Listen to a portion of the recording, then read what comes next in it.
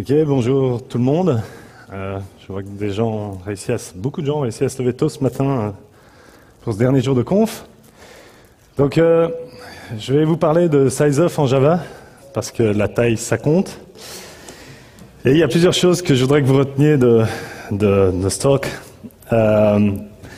C'est premièrement de mieux comprendre ce que fait la VM, comment elle gère la mémoire, et pourquoi elle a besoin de mémoire et ce qu'elle fait avec la mémoire. Grâce à ça, réussir à faire une meilleure utilisation de cette mémoire. Et surtout, je pensais que, comme je vais montrer du code source .spot, je me suis dit que vous pourrez dire à votre manager que vous avez lu du code source .spot, et je suis sûr que dans votre review à la fin de l'année, ça va vous aider.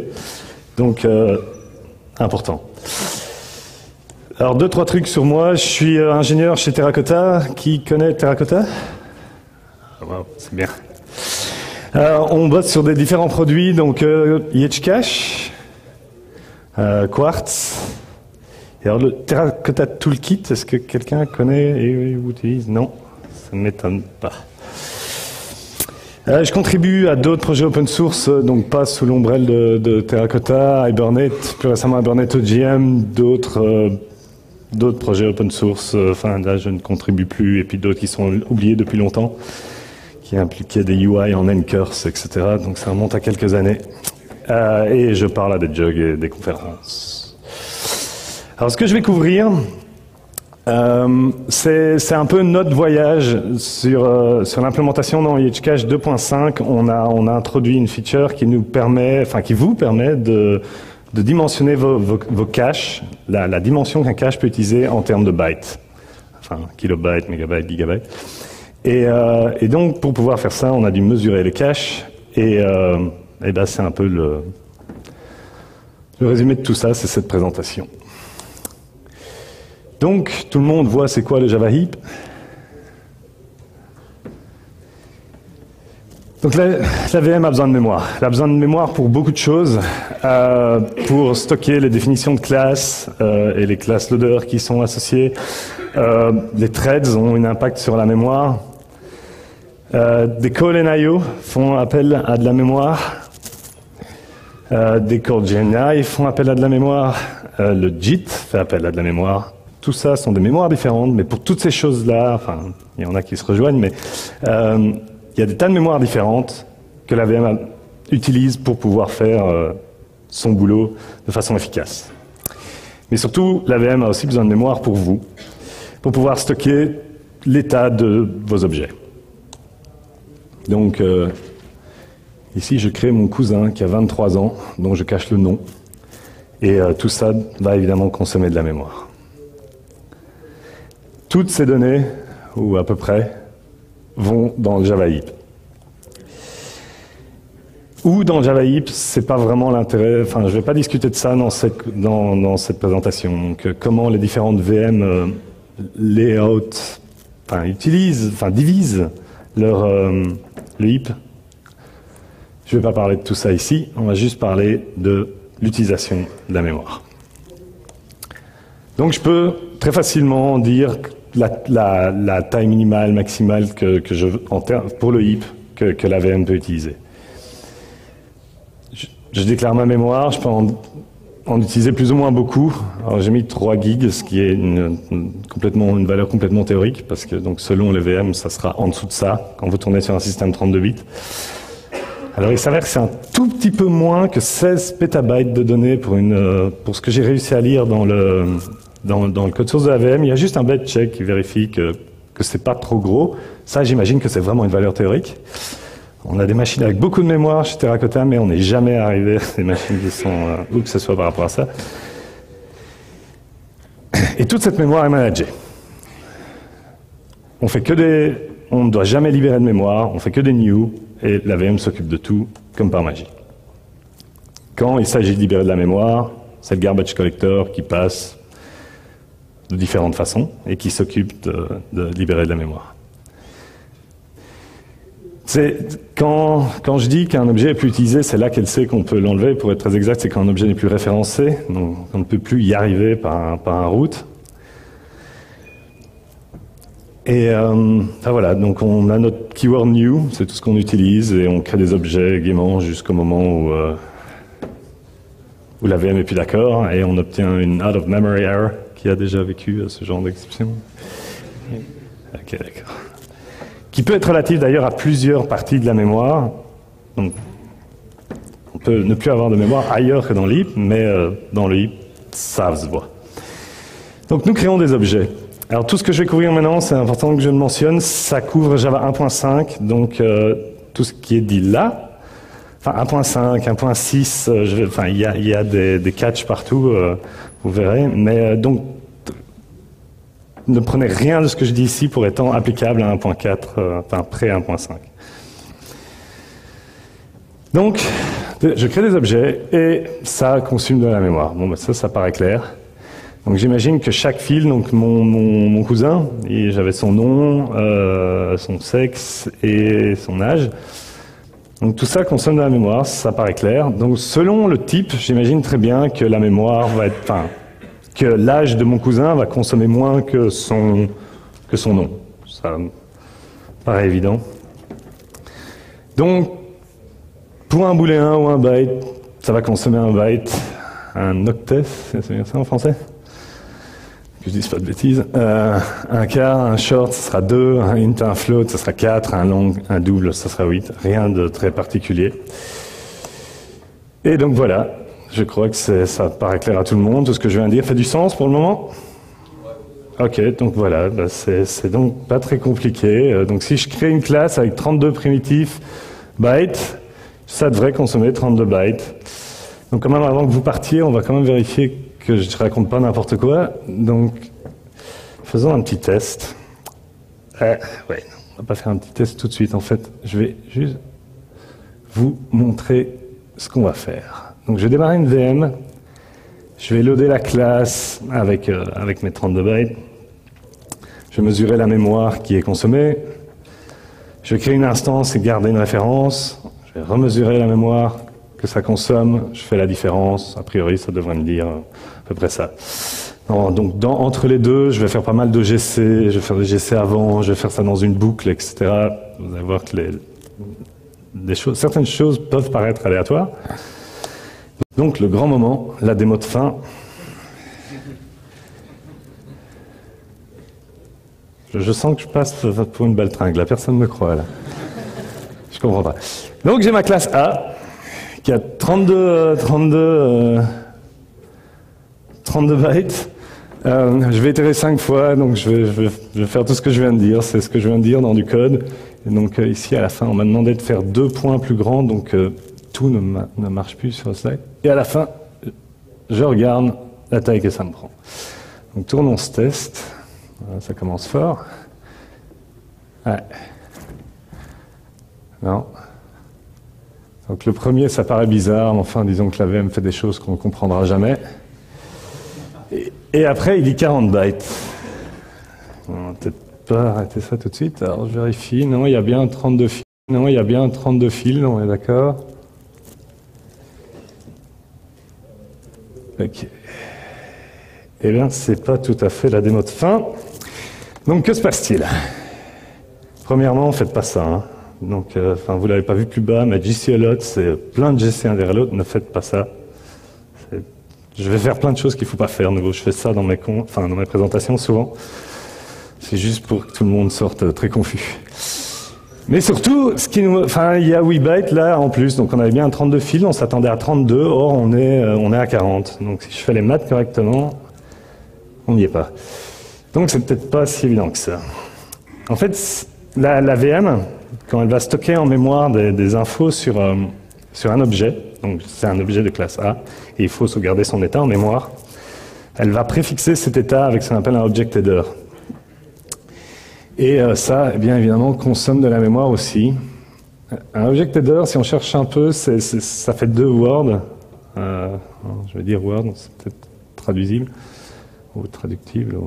Donc il y a un mark word. En fait, c'est principalement des bitfields. Est-ce que quelqu'un est venu à ma présentation hier sur la concurrence? Ok, tout le monde voit le mot clé synchronisé? Synchronized. Ouais, pas traduire celui-là. Ok, moins de mains qui se lèvent. Donc tout de suite, je me sens un peu seul.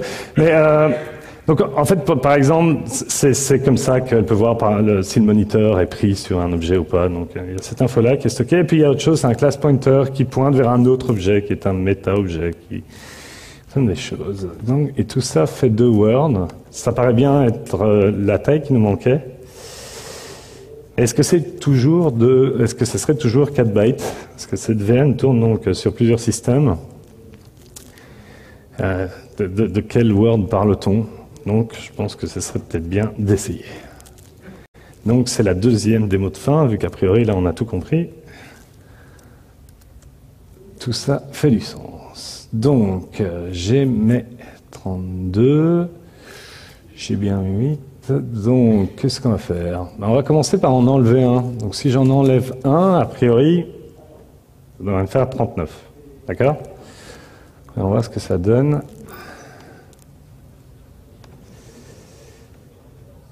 Eh bien, c'est toujours pas ça. Ok, alors est-ce que c'est moi qui me suis planté? Je vais en rajouter un, parce que ça devrait être évident.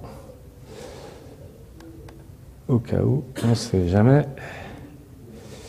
Et donc ça me fait 48. Ok, donc on n'y est toujours pas vraiment.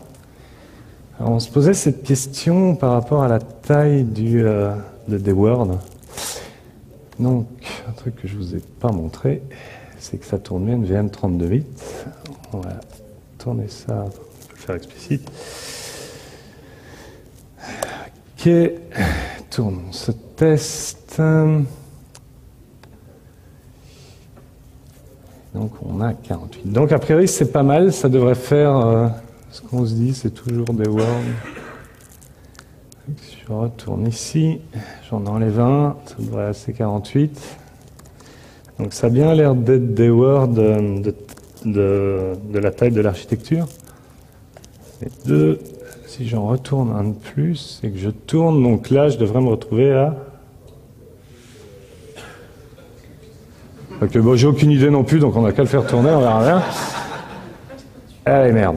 Donc en fait, là, j'ai augmenté d'un. Quand j'augmentais d'un en 32, ça augmentait de 8.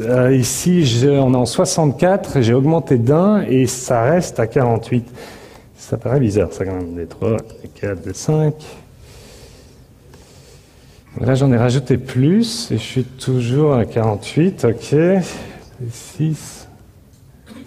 Faut plus que je prépare ma démo parce que ça marche pas du tout. Là. Donc, et là, on passe à 56. Ok. Bon. On y est presque, hein, je vous jure. Ça va aller. Ok, donc un byte, c'est pas vraiment... Enfin, en tout cas, si j'utilise un byte, j'utilise pas fatalement un byte, en fait. Et en plus de ça, si j'ajoute un byte, ça consomme plus que je pensais. Et si je passe en 64, ça avait l'air d'être ce qu'on pensait, c'est que c'était 2 words, mais a priori pas vraiment, parce que si je rajoute des bytes en plus, ça met longtemps avant que ça rattrape. Donc voilà, donc apparemment c'est vraiment pas tout à fait ça non plus. Donc il y a un concept, je vais même pas essayer de traduire ce terme. Qui connaît ce terme? Ok. Donc la mémoire est alignée. Donc il prend plus de mémoire que ce qu'on pense. Alors, il y a plein de raisons pour ça. Il y a moyen de faire plein d'optimisations pour ça et plein de gens à différents niveaux l'ont compris. Donc on démarre des nouvelles adresses on ne démarre pas des nouvelles adresses n'importe où en fait dans le. Ça peut être par rapport à des limitations du CPU, ce qui a été vraiment... mais les gars de CPU se sont dit, ouais, on peut réussir à résoudre ce problème-là. Alors, il y a des problèmes avec les cache lines. Des gens étaient à l'université de José, j'ai oublié son nom, que j'ai trouvé excessivement bonne, qui parle de ces cache lines. Donc, au niveau du processeur, c'est pas fatalement une bonne idée de tout faire démarrer n'importe où et n'importe comment. Donc il y a plusieurs raisons comme ça. Donc, une VM va généralement aligner sur WizOctave. Alors pour plein de trucs, j'espère que je vais réussir à venir avec des conclusions relevantes. Pour certains, vous sortirez d'ici avec des points d'interrogation, comme moi. JRockit, des fois, aligne sur 16 bytes. Pourquoi? Je ne sais pas. Et à ça, je n'ai vraiment pas de réponse. Pour le reste, je crois qu'on va peut-être s'en sortir. Donc, et que se passe-t-il sur les architectures 64 bits? Alors, qui a entendu parler des compressed hoops? Ok. Donc, en 64 bits, il n'y a pas vraiment besoin de toujours utiliser des hoops, donc des pointers de 64 bits. Il y a moyen de faire moins. Donc la VM, en fait, si elle peut, va compresser, ça dépend de la heap size, etc., va compresser les hoops pour réussir à mettre 2 pointers dans un, en fait, et réussir à n'utiliser que 32 bits. Et ça évite de gaspiller pas mal de mémoire, parce que je crois que tout le monde a entendu l'adage qui dit que si on passe en 64 bits, on utilise plus de mémoire. Non. Donc voilà, c'est peut-être pas un adage d'un autre côté. Et en parlant de pointeurs, c'est vrai, les pointeurs, c'est un truc dont j'ai pas parlé. Donc, quand un objet a une référence, parce que là on a parlé, ma classe avait juste des octets, mais elle pourrait avoir des références à d'autres objets qui sont eux-mêmes des pointeurs. Donc, ces pointeurs peuvent changer en taille, dépendamment de l'architecture de nouveau, et surtout si on utilise des compressed hoops, des pointeurs tels qu'utilisés par la VM pour des objets Java peuvent avoir des tailles différentes. Un dans l'autre, je pense que ça ne sert à rien de continuer à essayer de deviner ce qui se passe. On va mesurer pour du vrai ce qui se passe. Ça, c'est peut-être vraiment un truc aussi à retenir de cette conférence. C'est pas vraiment de moi. Donc, en faisant cette implémentation, on a démarré très, entre guillemets, gentiment, et on a fait une implémentation qui se base sur la réflexion. Et ce qui explique les disparités qu'on a vues juste avant, elles n'ont pas été claires, j'espère que les exemples que je vais faire ici vont éclaircir tout ça. C'est que la VM va donc mettre l'état de votre objet à la suite de l'autre en mémoire. D'accord ? Donc comment elle le fait ? Eh ben, elle le fait pas fatalement dans l'ordre que tout ça est déclaré dans votre classe. Ce qu'elle va surtout essayer de faire, c'est de gaspiller de la mémoire. Et donc voilà ce qui se passe. Donc là, savoir comment l'objet est layouté en mémoire, il faut faire cette décision à un moment, parce qu'il faut être capable de, quand vous, dans votre code, vous dites « je veux accéder au byte C0 », ce serait bien de redonner le bon byte. Donc ce class pointer, le deuxième word, référence toute cette information. Et donc la VM, quand elle démarre, va... Quelqu'un peut me dire comment on dit layouter en français, Julien ? Agencer. À chaque fois, il me bluffe. Hein. J'ai essayé plein de fois et il trouve les mots tout de suite. Les champs dans cet ordre-là. Donc, elle va commencer avec les champs qui font 64 bits en taille, ensuite 32, 16 et 8 pour les primitifs, et à la fin, va mettre les pointers vers d'autres objets.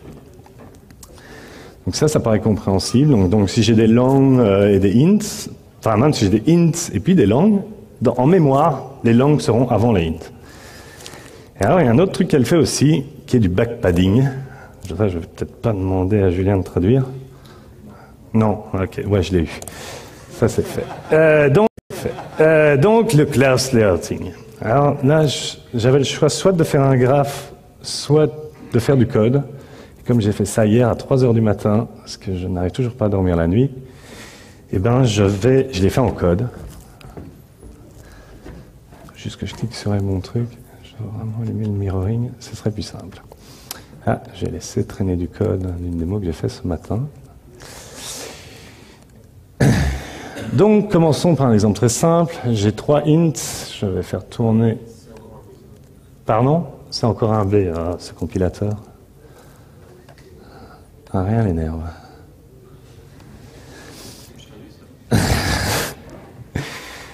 Ok, donc ce que me fait ce petit code, c'est un petit programme, plus tard je vais expliquer comment je l'ai implémenté, me dit où sont mes objets en mémoire. Donc, où sont mes champs en mémoire. Donc j'ai A, B, C, c'est tous des ints. Donc A commence à 8, parce que donc il y a le header. Donc, tout tourne jusqu'au preuve du contraire, ouais, c'est correct, en 32 bits, parce que, en tout cas pour moi c'est plus simple de raisonner en 32 bits. Donc, démarre à l'offset 8, le B à 12 et le C à 16. Alors, pour que aussi, vu que j'ai quand même dit pas mal de bêtises déjà aujourd'hui, je vais prouver que je n'ai pas dit que des bêtises. A, B, C, D, hop. si je retourne cet exemple ici, je me retrouve bien avec D en premier en mémoire. D'accord? Et le reste est vrai pour les autres, je ne vais pas tous les démontrer. Je mettrai le code sur... J'ai créé une autre classe. Je suis sûr que ça vous étonne, vous ne vous y attendiez pas. Qui s'appelle A, et je vais créer dedans y mettre un long. Enfin, une classe qui s'appelle B et qui est en A. Je vais créer un nouveau B et je vais lui demander de me montrer la structure en mémoire de cette classe.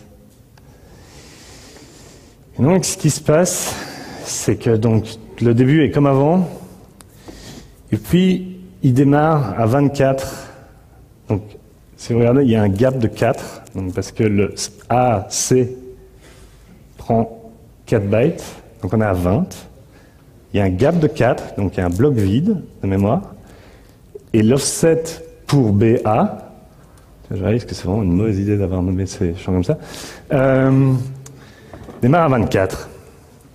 Et ce que j'appelais le backpadding, c'est que si maintenant ici, je crée un byte B, ouais, soyons fous, c'est, et que je retourne cet exemple,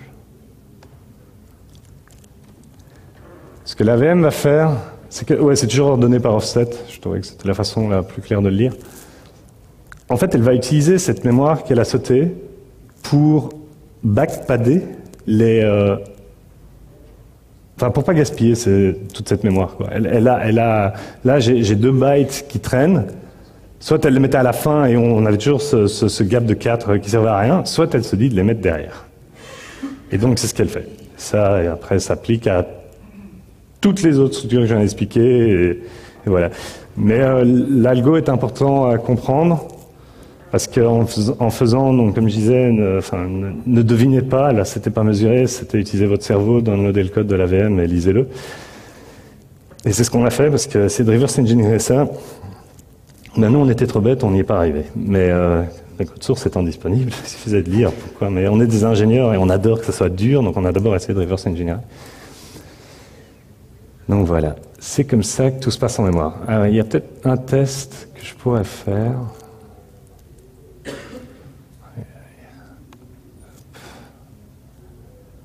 J'enlève ceci. Ouais. Non, je vais pas le faire, parce que, enfin, plein de choses vont s'annuler. Parce que, en fait, ce qui se passe, non, en fait, je vais le faire. Je vais le faire tourner ici comme ça. Donc j'ai bien enlevé le flag. Hein, je crois. Non, je l'ai pas enlevé. Non. Toujours ça. Hop. L'autre question qu'on se posait. Donc là, il faut juste que vous me croyez, en fait, les compressed hoops sont allumés. Enfin, sont allumés. Ouais. Si on regarde, en fait, la classe A, enfin, le field A ne commence pas à 16, mais commence à 12. Parce que le premier word du object header fait 8 bytes, mais le deuxième n'en fait que 4. Parce que c'est un compressed hoops qui renvoie vers une VTable dans l'AVM. Elle peut compresser les hoops. Et c'est ça qui explique que j'ai pu rajouter autant de bytes avant de passer au prochain alignement dans le test précédent que je faisais avec le GC. C'est qu'en fait, j'ai 4 bytes de plus. Donc, par exemple, si on parle d'object header, oui, il y a 4 bytes d'overhead quand je passe de 32 à 64. Et non le double. Et non le double.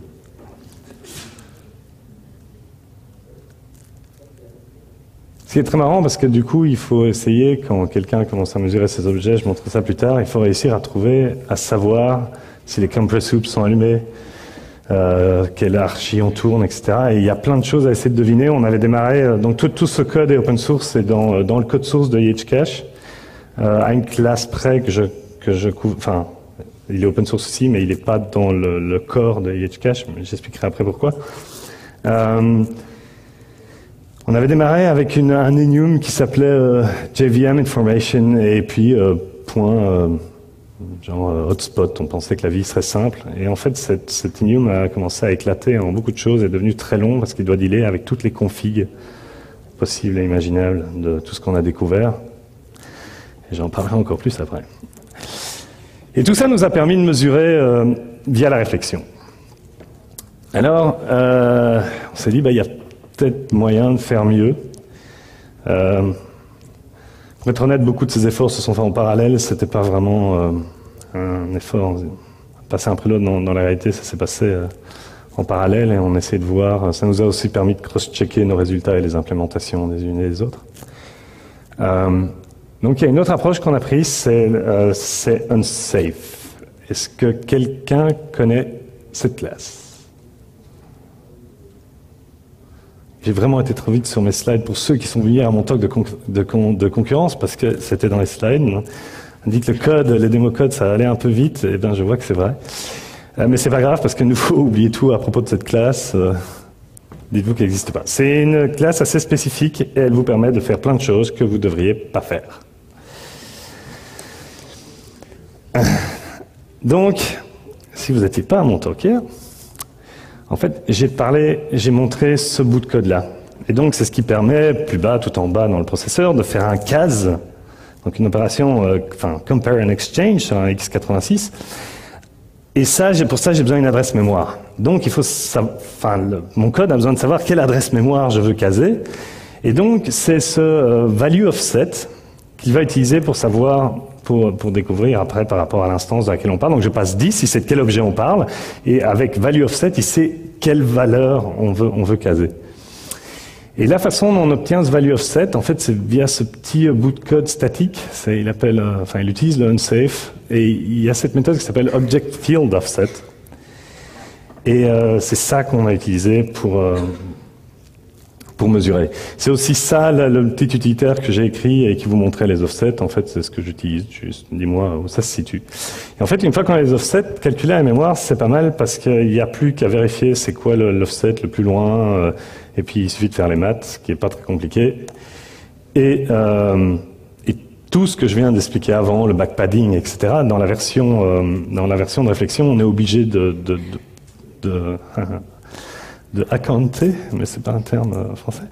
On est obligé de faire attention à ça pour pouvoir mesurer intelligemment. Ici, on ne doit plus. J'ai pas entendu Julien qui me corrigeait. Non, mais je crois que c'est mon subconscient en fait là. Okay, donc, il faut encore faire attention à l'object alignment, par contre, mais non, en fait, ce que je veux dire, c'est qu'il ne faut plus faire attention, j'ai fait une contraction des deux là, au layout, mais par contre, l'alignment, il faut toujours y faire attention. Et à vrai dire, il y en a encore un peu plus, mais je vais y revenir. Il y a une troisième approche qu'on a utilisée qui est JVMTI. Alors, JVMTI, quelqu'un voit ce que c'est JVMTI au niveau de l'AVM?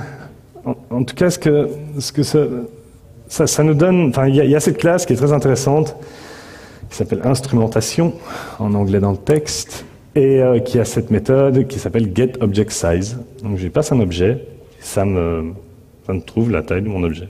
Ça a l'air vachement bien comme truc. Genre, c'est pas ça qu'on essaie d'implémenter depuis un petit temps là? Si.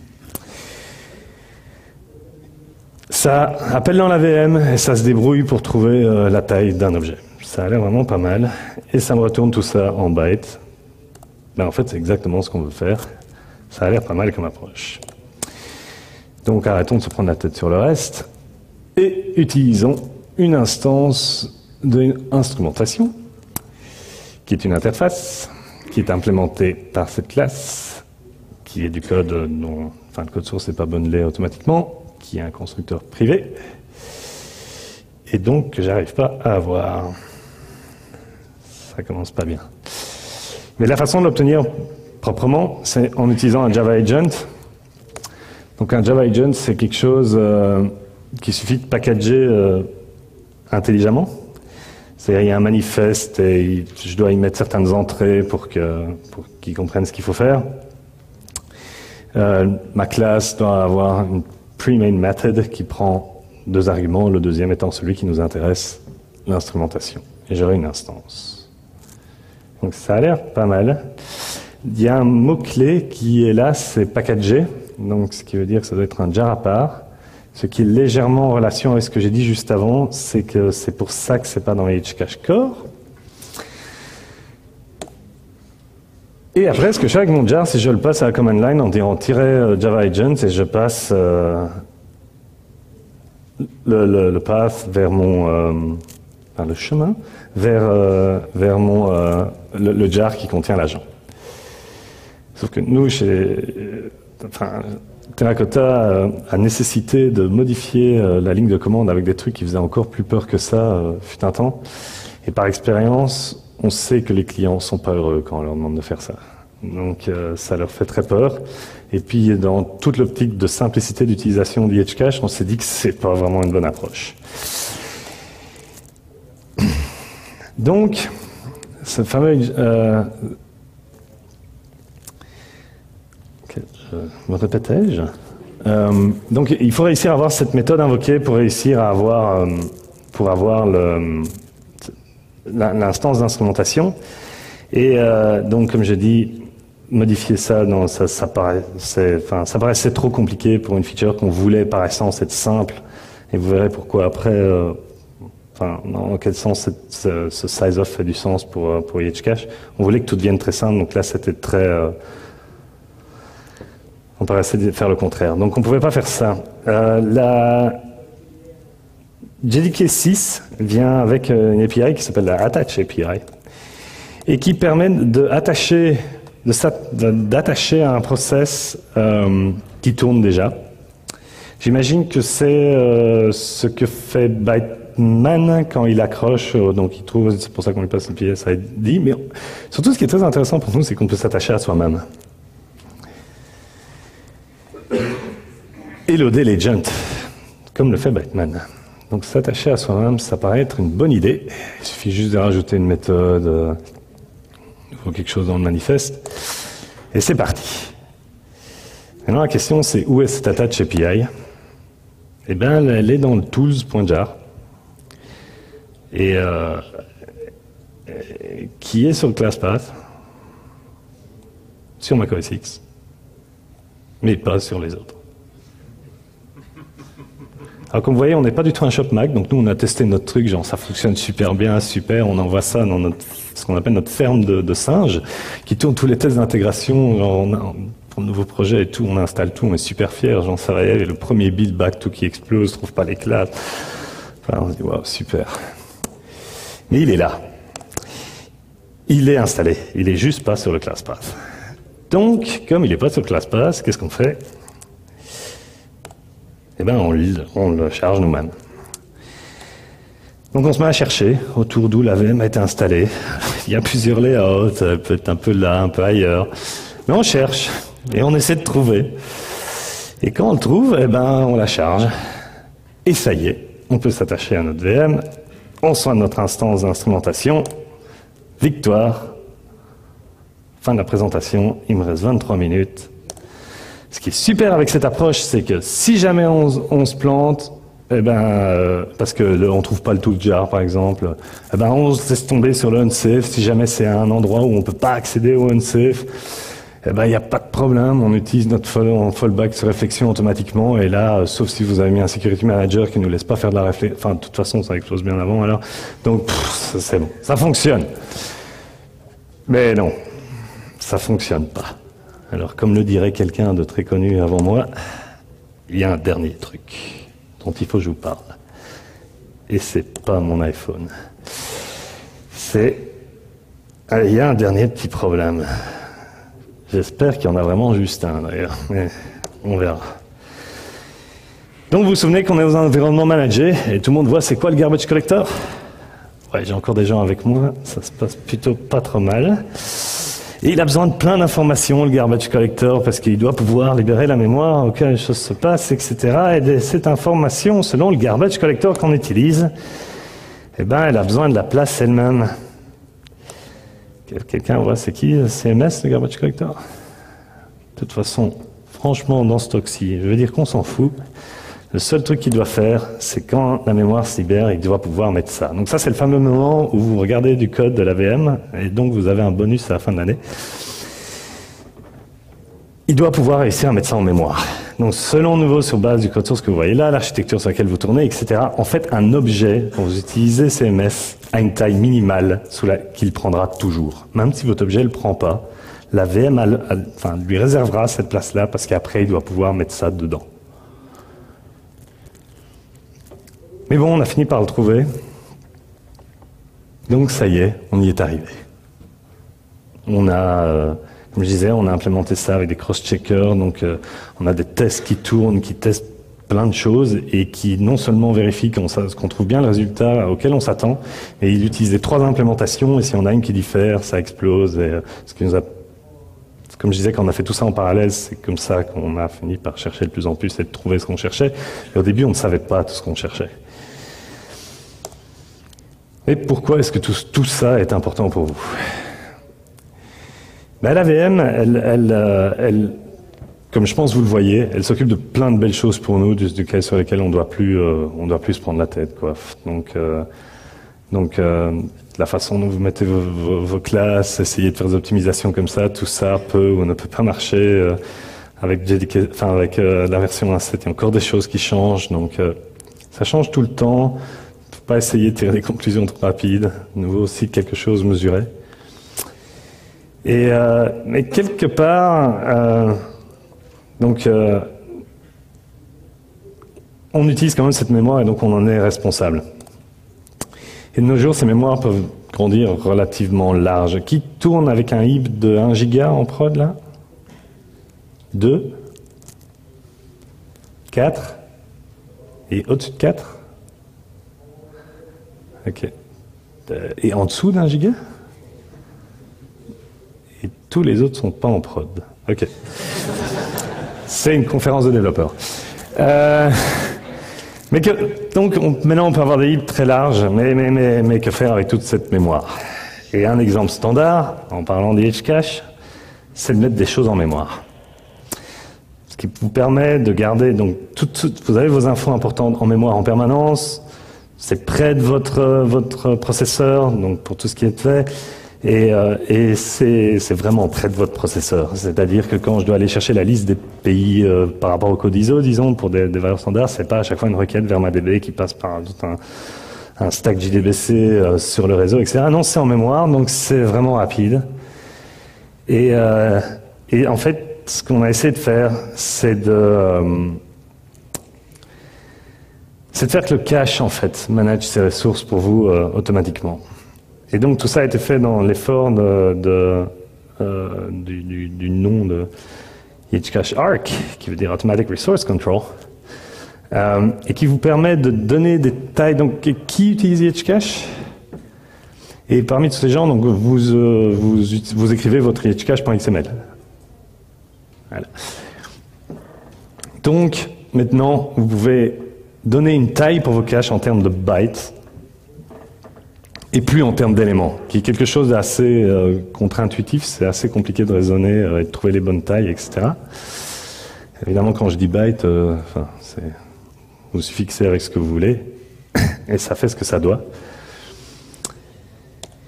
Et ça, pas seulement par cache, mais pour tous vos caches.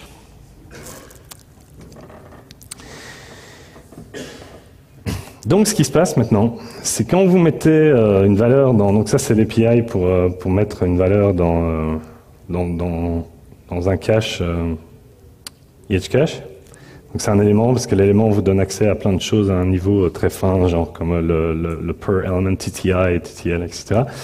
Donc c'est pour ça que cette classe est là. Ce qui va s'occuper le système sizeof si vous l'allumez, donc parce que vous pouvez toujours tout aussi bien utiliser des tailles en termes de nombre d'éléments. Il va mesurer la valeur,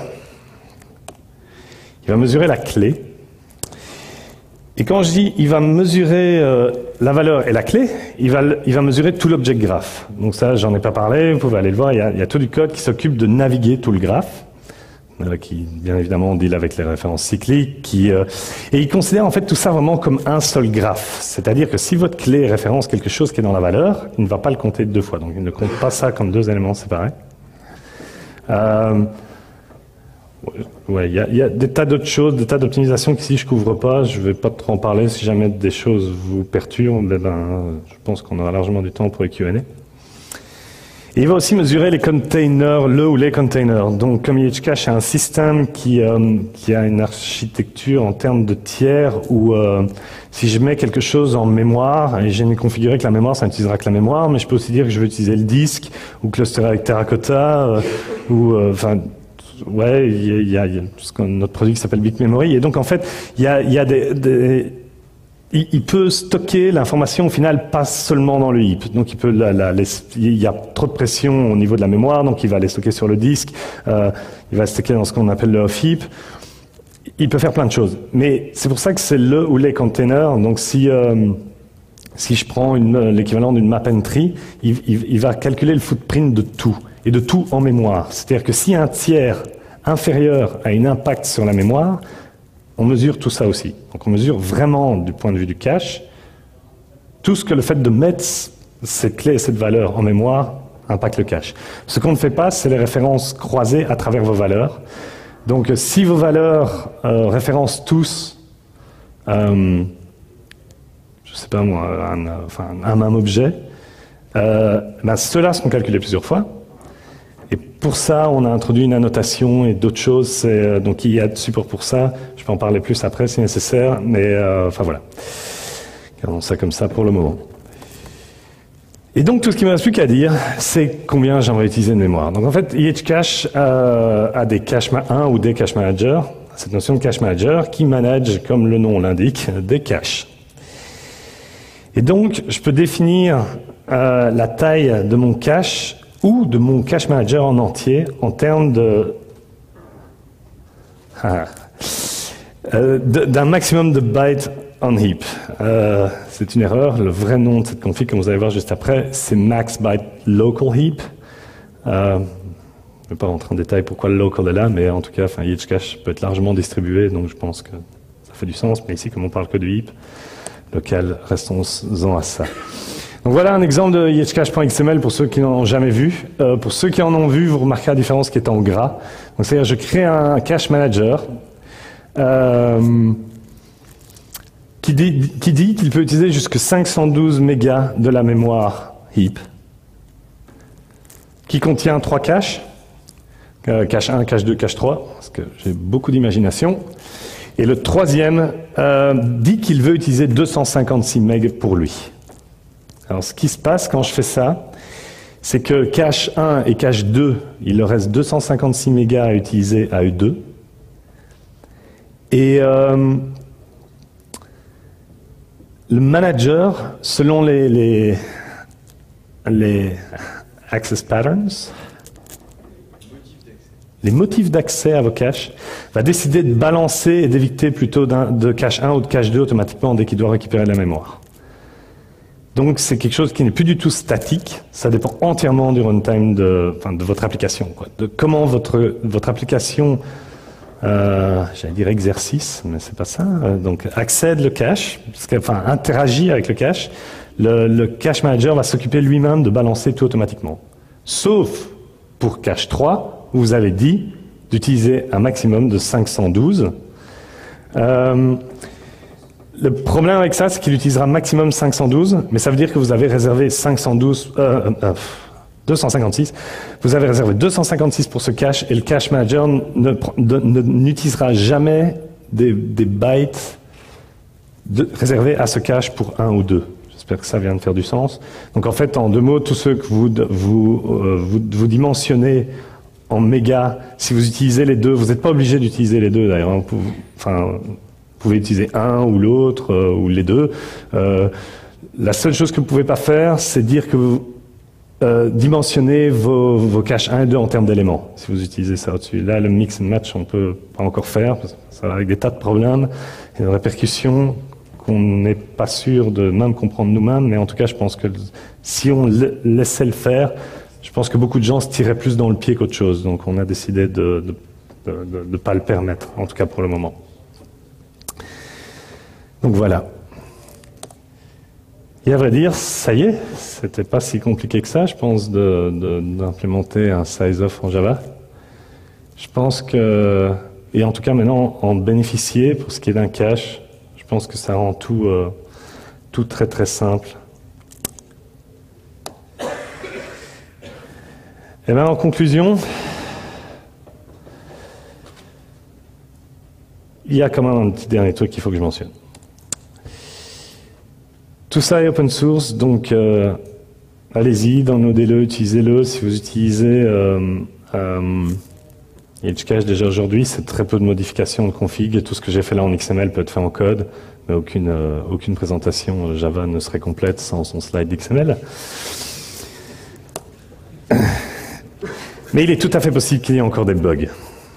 Ce que je veux dire par bug, c'est que c'est incroyable comment il y a moyen de tuner une VM et les répercussions que ça peut avoir. Pour tout ce que nous, on a pu tester, valider, etc., enfin, c'est pas sorti hier, hein. C'est sorti quand d'ailleurs? Ça fait un petit temps que Hcache 2.5 est sorti.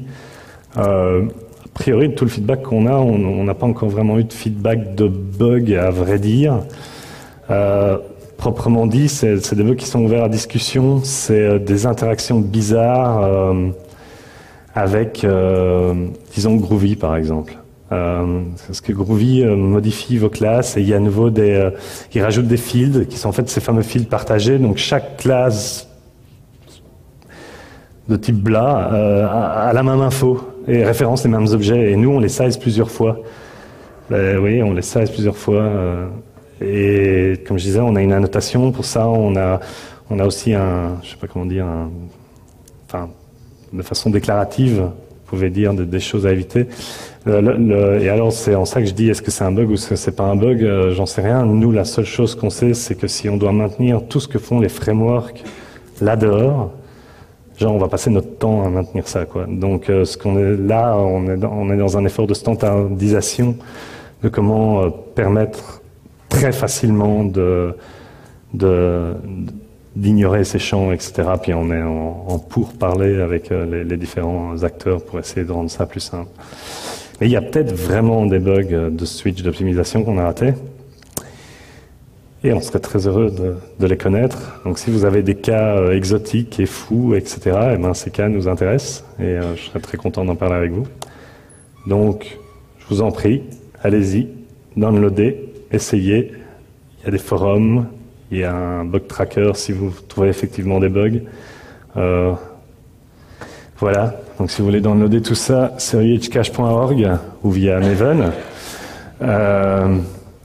Et voilà, c'est tout. Donc s'il y a des questions, je ferai le mieux que je peux pour essayer d'y répondre. Oui? On a les mêmes réponses, que ce soit sur J9 ou sur 727? Non, donc la question c'est enfin, on a une même réponse en termes de taille, j'imagine, tu veux dire, quand on size un objet selon la VM, en fait, la question étant très large. Et donc la réponse est non, et c'est un enfer, c'est ça l'Enium dont je parlais juste avant, ça paraissait bien d'implémenter ça sous une Enium, etc. Cette Enium est immense entre-temps, et elle référence toutes les variations. Par exemple, quand je disais JRockit qui aligne sur 16 bytes, je ne sais pas pourquoi, en tout cas a priori, si ma mémoire est bonne, j'ai pas de bêtises, c'est quand on active les compressed hoops et que le heap est plus de 64 gigas, et ben elle décide d'aligner sur 16 bytes. Je peux pas aller voir le code source, donc je peux pas, enfin, j'ai pas accès à ce code source en tout cas, donc j'arrive pas à savoir quoi, pourquoi, comment. Donc non, et ça varie grandement. Enfin, en fait, c'est des petites choses qui varient. C'était Enium JVM, JVM information point le nom de ta VM underscore la variation underscore l'autre variation. Tu vois, genre les compressed hoops, par exemple, c'est quelque chose. On n'a pas parlé, mais on doit essayer de découvrir si les compressed hoops sont allumés ou pas. Donc on fait toute une découverte au moment où le système bootstrap pour essayer de découvrir dans quel environnement on est. Et sur base de ça, on désigne quelle valeur de l'Enium on choisit. Et après, elle retourne des valeurs comme c'est quoi la taille d'un pointer, c'est quoi la taille d'un pointer Java, etc. Et donc, ça en tient compte dans les calculs. Donc, voilà, à vrai dire, le système dans lequel je suis bizarrement le plus confiant, c'est celui du calcul d'offset, parce que ça me paraît être le plus correct. Et du coup, on ne doit plus connaître la taille du header, selon l'environnement. Ça paraît le plus simple, etc. Mais non, c'est limité en termes de déploiement. Le JVM TI, donc via getObjectSize, le seul truc pour lequel il tient pas compte de l'impact de CMS en termes de mémoire, de taille minimale d'objets alignables. Donc voilà, comme je dis, il y a peut-être encore d'autres trucs comme ça. Donc, enfin, voilà, hotspot CMS, pour nous, c'est une instance de cette JVM Information à part qui a introduit cette notion. On a dû rajouter cette méthode à laquelle on s'attendait pas, qui avait une taille d'objet minimale, quoi, sous laquelle on s'attendait à un impact standard, mais pas genre qu'autre chose impose une taille minimale, par exemple. Donc la réponse est non. On espère avoir découvert tous les cas, mais je référence ce que je disais juste avant, tant que ça n'aura pas tourné dans tous les changements. Et après, par version, ça change. Le class, les routing est différent, soit un set. Donc voilà. Ça répond à ta question? D'autres questions? Oui. Un objet qui contient, est-ce que la mesure de la taille se fait en profondeur dans le HTML? Donc la question, c'est de savoir si un objet pouvant avoir des pointeurs vers d'autres objets, si on navigue le graphe, en fait, au final. Oui. C'est ce qu'on fait au niveau de Hashcash, mais ça, on le fait aussi au niveau du sizeof. Donc, comme je disais, le sizeof fait partie de Hcache. Il est pas un module à part parce qu'on essaie de réduire le nombre de dépendances, machin chouette, enfin de dépendances transitives. Je dis ça et pourtant on dépend transitivement sur Hibernate, donc ça c'est un peu un contresens ce que je viens de dire, mais donc c'est Apache 2, donc il y a moyen de l'extraire et de l'utiliser. Au niveau de cette abstraction-là, on a deux méthodes, c'est sizeof et deep sizeof. Le deep sizeof faisant j'espère que je me souviens bien de la méthode, mais naviguant tout le graphe. Donc on a un navigateur de graphe qui va s'occuper de ne pas compter deux fois des références, d'éviter les pièges de références cycliques, etc. Donc c'est comme ça d'ailleurs qu'après Hcache mesure tout le graphe. Donc en fait, le deep sizeof, si ma mémoire est bonne, et en plus ça c'est moi qui ai implémenté la méthode, donc je devrais savoir, mais je pense qu'il prend un var arg, donc tu peux passer autant d'objets que tu veux, et si jamais ces objets après référencent entre eux des mêmes objets, on va accounter, c'est quoi le bon truc? Pardon? On va comptabiliser pour ça et on va faire attention de ne pas compter des mêmes références deux fois, quoi. Donc tu peux passer plusieurs routes, mais on ne calculera que l'entièreté du graphe, que toutes ces routes jointent. Donc si ça intertwine, pathétique. J'ai de nouveau dormi 2 heures, ça fait 3 jours, là ça marche pas du tout ce que je fais. Mais je suis désolé pour mon français très approximatif, c'est les 25% d'anglais qui ressortent. Ça répond à ta question?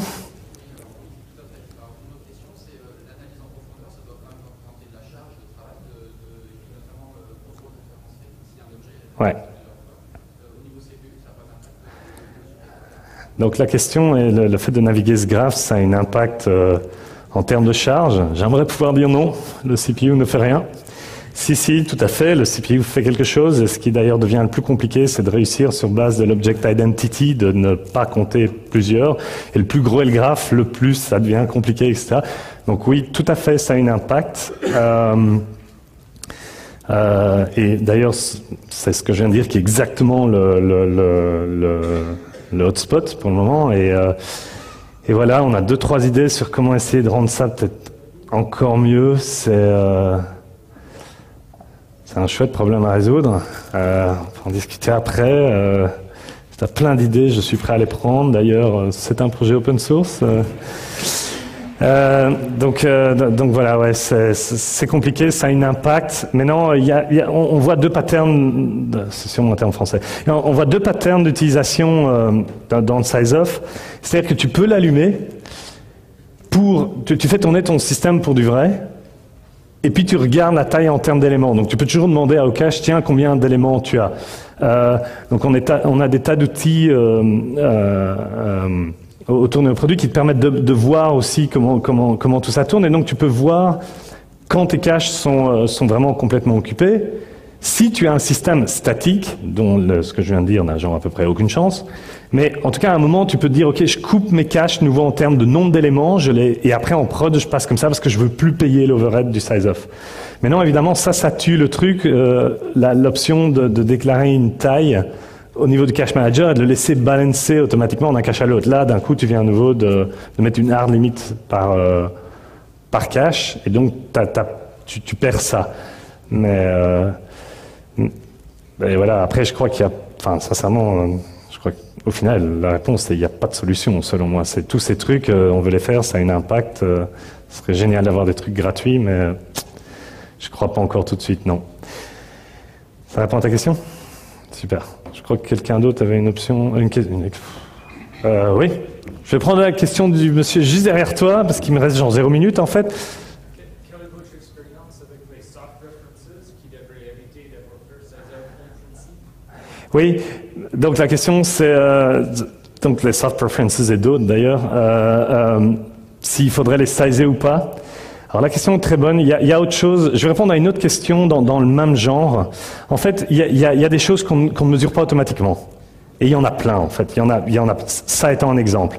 Les statiques bien évidemment ne sont pas mesurées. Si on trouve un integer de 1, on ne le mesure pas. C'est une valeur qui est dans le cache de integer, il y a, dans la classe même il y a un cache, et il y a des tas d'exemples comme ça. Cet exemple-là en particulier, on ne le mesure pas si ma mémoire est bonne, même si techniquement, enfin après ça reste ouvert à l'interprétation, mais parce que ça pourrait... après, enfin voilà. Mais il y a plein de problèmes comme ça, il y a plein de discussions comme ça d'ailleurs où les gens s'attendent qu'on fasse des choses et qu'on refuse de faire aussi. On a décidé que on essaie d'avoir le système le plus correct en termes de heap, footage, enfin de footprint, et puis voilà, et on essaie de trouver autre chose pour permettre de dealer avec des cas particuliers. Donc voilà, pour ce que ça répond à la question. Mais c'est une bonne question dans le sens où ça lève plein de problèmes qui en fait sont... À un moment, je me demande s'il y a des questions qui ne sont pas d'ordre philosophique en fait, et quel choix on fait, le truc, celle-là ne l'étant pas, mais ça n'arrête pas de venir, ou les gens des fois sont un peu agressifs dans leur façon de nous expliquer leur mécontentement que ça ne marche pas pour eux. Donc voilà. Ben voilà, c'est tout pour moi parce que le temps est terminé. Merci beaucoup. Et comme je crois que monsieur avait d'autres questions, je suis ici. Si je peux répondre à d'autres questions, je le ferai très volontiers de façon directe. Merci beaucoup d'être venu.